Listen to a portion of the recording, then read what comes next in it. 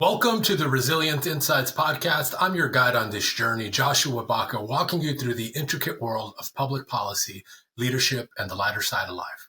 As always, I want to start off on this episode by thanking everyone who has made the Resilient Insights podcast such a huge success. I always have favors to ask of you. So if you're listening on any audio platform, be sure to give us a 5-star review. This helps us expand the reach within the algorithms that exist on these platforms, so more people are listening to the content we produce.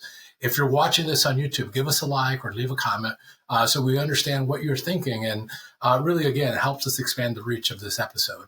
And if you're active on social media, particularly on LinkedIn, like the content we're putting out, share it, help us expand the reach of the to the audiences that are out there so that more people are listening and seeing the content that we're putting out there today. As always, you can go back and watch our previous episodes. We've done episodes on everything from taxes, which was our most recent episode, a huge public policy debate that's going to define the 2025 policymaking process next year. We've also put out episodes in the future of TikTok, extended producer responsibility, lighter things on music and baseball. So go back and listen and watch those episodes wherever you get your podcasts today. On today's episode, we're going to talk about the race for president that nobody wants, the race between President Joe Biden and President Donald Trump, two candidates that remain largely unpopular with the public at large. In fact, according to data released by the Pew Research Center, these two candidates are the least liked candidates in nearly 3 decades to run for president. This election is also unique for a variety of reasons. It pits a former president against a sitting president, something that we have not seen in quite some time. Beyond control of the White House, much is at stake this election. The future of taxes, sustainability and energy policy, consequential foreign policy decisions, the economy, immigration, and much more. What we're going to do today is break down the state of the race, where things stand as of today, what the polls tell us, and what really matters. The bottom line is this: the race remains very tight, and it's really anyone's to win. In fact, 6% of voters in 6 key states will decide the outcome of this election. Those states are Michigan, Wisconsin, Pennsylvania, Arizona, Nevada, and Georgia, all races that are within the margin of error. When you look at the polling data, President Biden seems to be performing better in the Rust Belt states of Pennsylvania, Wisconsin, and Michigan right now, where the margins in those polls are still in favor of President Trump, but much, much more tighter. President Trump seems to be performing better in the Sun Belt states of Georgia, Nevada, and Arizona, where he has a slightly larger lead, but also within the margin of error.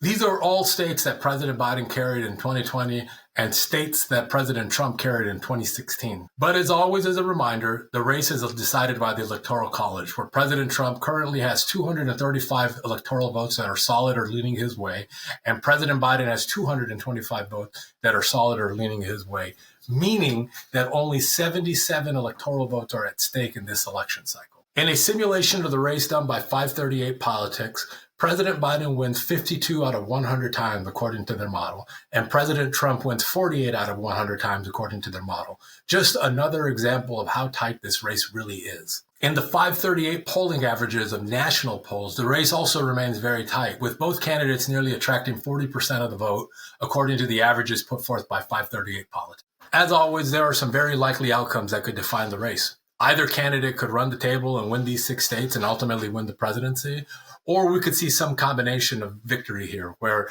perhaps President Biden wins those Rust Belt states, which would be enough to carry him to victory, or President Trump wins some combination of the Sun Belt states and pulls off one of those Rust Belt states, carrying him to victory. But the bottom line is this: the race remains very tight, and anyone who tells you that they know the outcome of this election is lying. That's why the debate on Thursday is going to matter. People will tune in. It could set the trajectory of the race going forward, and it could really have an impact on those 6% of voters in 6 states that will ultimately decide this election. Having worked in presidential politics myself, here's my advice to what President Biden needs to do.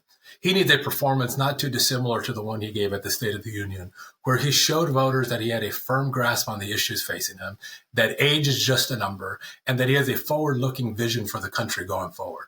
In fact, that's my number one piece of advice for both candidates. They need to outline a positive-looking vision for the country going forward.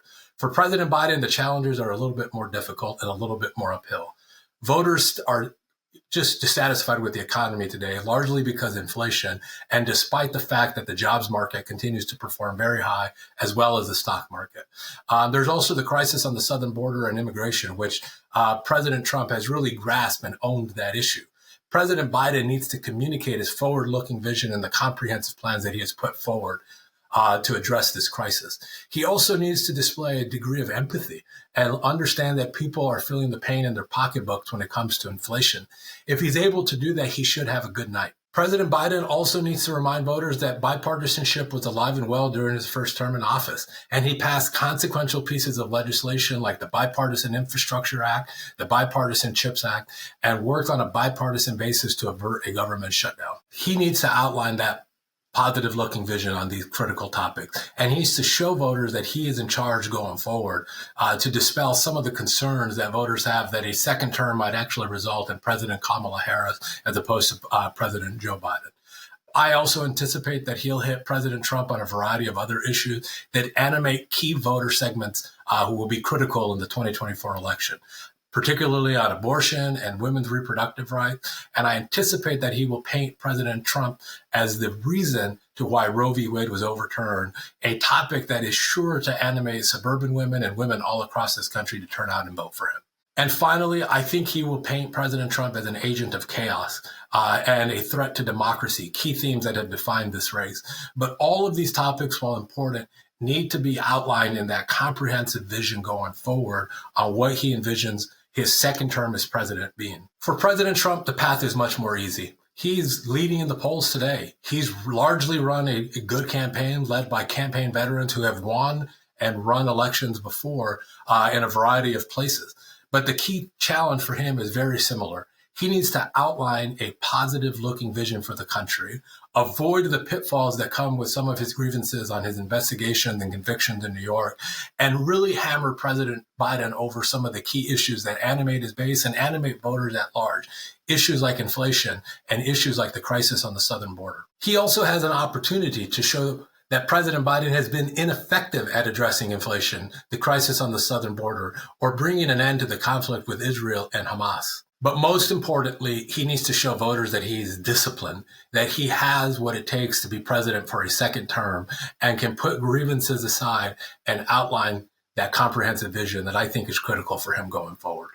The debate will likely get testy if topics around the conviction of President Biden's son, Hunter Biden, in Delaware on a gun charge, or the conviction of President Trump in New York on campaign finance violations. These two topics really have the ability to sort of put this debate off the rails. Topics that really seem to, just make voters tune out right now.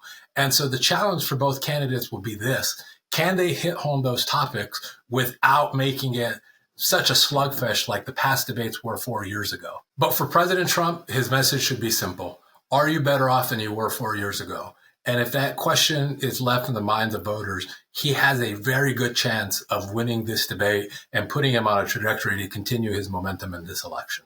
At Resilient Partners, we have some core beliefs. One of those is being proactive in the policymaking process. And while you may think this debate may not matter to that, it significantly will.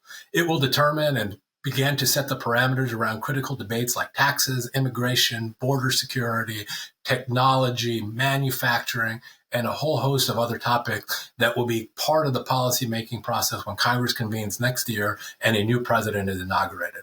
And so my advice to those companies, associations, coalitions, partnerships that are out there who think this debate doesn't matter, it does matter. Follow the debate. Understand where candidates stand on this issue. Prepare your plans for the next term. Have plans for both scenarios should President Trump or President Biden win so that you're prepared to hit the ground running on day one. What this debate does is it presents an opportunity for everyone to hear directly from the candidates where they stand on these issues. And so it does matter. And I hope you will tune into the debate and be prepared for what's to come from it. As always, I want to thank everybody for listening to the Resilience Insights podcast. In our June newsletter of the Resilience Insight newsletter, we previewed the presidential race. You can subscribe to that newsletter by visiting resilientpartners.us and check out our website. We have a ton of great content there. our past episodes, blog posts, the services we offer, and our core beliefs on how we shape the government, public affairs sector, strategic communications, and reputation management. As always, be sure to give us a like or a review wherever you listen to podcasts. And I also wanted to end with this. This is our last episode of season 1 of the Resilience Insights podcast.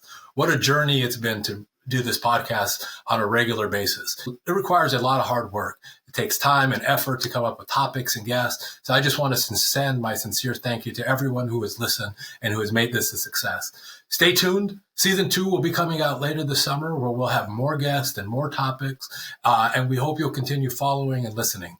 So until next time, keep on listening to the Resilience Insights podcast, and thank you for listening. When I'm lost and I just can't see the path before me.